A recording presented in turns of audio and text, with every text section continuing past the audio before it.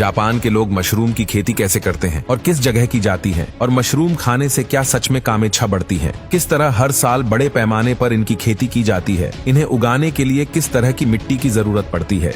दोस्तों, यह जापान में लाखों की संख्या में उगाए जाते हैं, मगर आखिर इनसे हमारे शरीर को क्या लाभ होता है। माउंटेन शीता के मशरूम, ये वो मशरूम हैं जिनका इस्तेमाल जापान में कई डिशेस को बनाने के लिए किया जाता है। ये मशरूम जापान के सुंदर और घने जंगलों में पाए जाते हैं। इन शीता के मशरूम को पिछले हजारों सालों से जापान में इसी तरह से उगाया जाता आ रहा है। अगर आप किसी जैपनीज के बारे में सवाल करेंगे तो वो आपको इसके बारे में जरूर बताएंगे, लेकिन शायद उन्होंने भी इन जंगलों के बारे में नहीं सुना होगा। यहाँ हर साल लाखों मशरूम उगाए जाते हैं, और भले ही जापान इन मशरूम के एक्सपोर्टर्स के लिस्ट में सबसे ऊपर ना हो, मगर यहाँ उगने वाले यह खास मशरूम सबसे ज्यादा मनपसंद और स्वादिष्ट जरूर माने जाते हैं।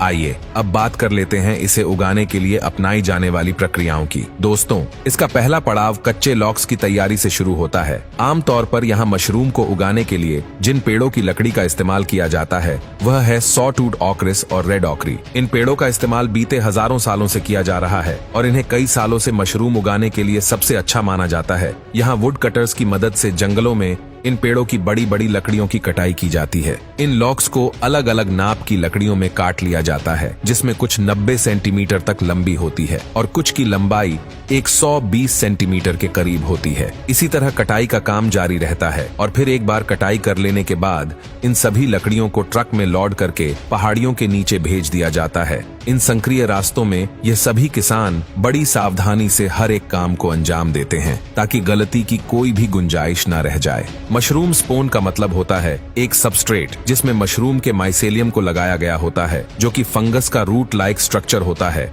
यह मशरूम उगाने का शुरुआती स्टेप माना जाता है। शुरुआत में ये माइसेलियम स्पाउन में फैल जाता है और जब यह सही मात्रा में उगने वाले मीडियम के साथ मिलाया जाता है, जैसे कि कंपोस्ट या सॉ डस्ट, तो यहाँ मशरूम की खेती के लिए तैयार हो जाता है। इसी स्पाउन को आगे लकड़ियों में छेद करने के बाद डाला जाता है। जी हाँ दोस्तों, जंगल की लकड़ियों में ड्रिल मशीन से कुछ सुराग बनाए जाते हैं और ऐसे हर सुराग में मशरूम स्पोन को इंसर्ट किया जाता है। यहाँ बारीकी और सावधानी के साथ ये सभी सुराग किए जाते हैं और उसके बाद हर एक लोक में तकरीबन 30 के आसपास मशरूम स्पोन को इंसर्ट किया जाता है। पहले के समय में इस काम को किसान अपने हाथों से किया करते थे, लेकिन आज इस काम के लिए खास मशीनों की मदद ली जाती है। यह ढेर सारी ड्रिल मशीन एक बारी में लोक के ऊपर 8 से 10 छेद बना देती है और बड़ी ही आसानी से काम को चुटकियों में निपटा देती है। इस काम को करने में इन किसानों को बड़ा मजा आता है क्योंकि इन्हें बरसों से इसकी आदत बन चुकी है। इसके बाद सभी लकड़ियों को इकट्ठा किया जाता है। यहाँ से इन सभी लोग को इंक्यूबेशन एरिया तक मशीन की मदद से कैरी किया जाता है और इसके बाद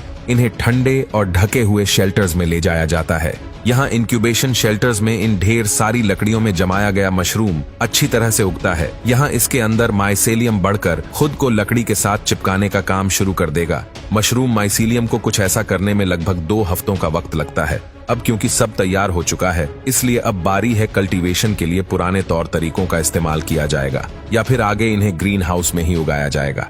आइए सबसे पहले जानते हैं इन्हें ग्रीन हाउस में किस तरह कल्टीवेट किया जाता है, क्योंकि इसके कुछ खास फायदे भी होते हैं। दोस्तों, इन ग्रीन हाउस में उगने वाले मशरूम के मामले में नमी और तापमान पर नियंत्रण बनाए रखना बेहद जरूरी होता है। इसके साथ ही इसमें उगने वाले मशरूम की हार्वेस्टिंग भी ज्यादा आसान होती है, जिसके चलते यहाँ मशरूम को अधिक मात्रा में उगाया जा सकता है। मगर यह बात तो तय है कि मशरूम को हार्वेस्ट करने में कम से कम 2 साल का वक्त तो लगता ही है। चलिए अब बात करते हैं इस बारे में कि इन्हें ग्रीन हाउस में उगाने के बाद किस तरह से हार्वेस्ट किया जाता है। इन ढेरों मशरूम को हार्वेस्ट करने के बाद यहाँ ग्रीन हाउस में मौजूद एक्सपीरियंस वर्कर्स मिलकर इनकी हार्वेस्टिंग करते हैं। बारी बारी यह सब सीढ़ियों पे चढ़कर इन मशरूम को कलेक्ट करके पैकेट में स्टोर करते जाते हैं। लेकिन इस मेथड में ट्रेडिशनल कल्टीवेशन मेथड के मुकाबले कुछ कमियां भी होती है। इनकी क्वालिटी और प्रक्रिया रूप में उगने वाले मशरूम की क्वालिटी में काफी अंतर होता है। चलिए अब आपको भी बताते हैं नेचुरली ग्रो सबसे अच्छा क्यों बताया जाता है। इन लंबे पेड़ों को देखिए, इन्हें पूरे 15 सालों की देखभाल के बाद उगाया जाता है, जिसके बाद इनकी कटाई करके लॉक्स तैयार किए जाते हैं जिन पर इन सीता के मशरूम को उगाया जाता है।